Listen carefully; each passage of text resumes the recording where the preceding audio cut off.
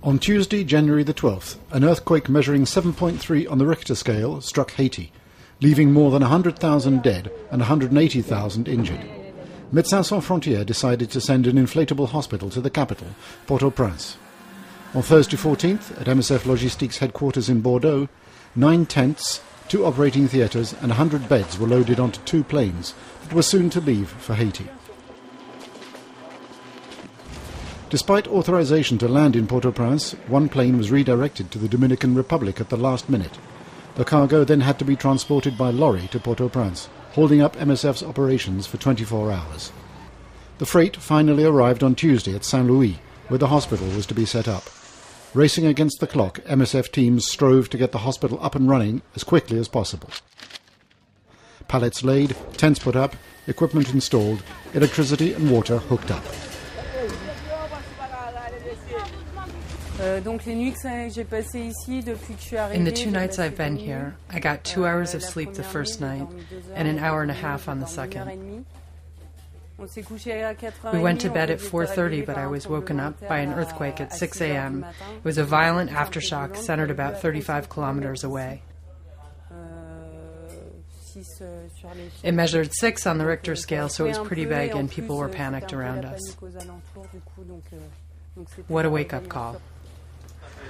On Friday the 22nd, over a week after the earthquake, the teams had to put up more tents as quickly as possible next to the hospital.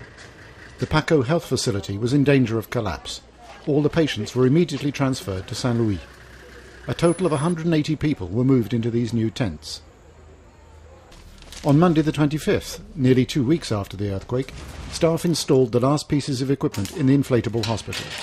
Robert Beccari was more than happy to discover the operating theatre in which he was about to operate. On va découvrir ce bloc. C'est énorme. The table is great. It's such a change. We've got out of the habit. We'd kind of forgotten proper tables actually exist. We were operating on pallets. Now we have a table with adjustable height. It's perfect. A real standard operating table.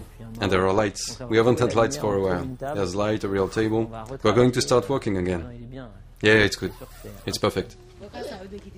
The first patient arrives, a little boy with an arm injury.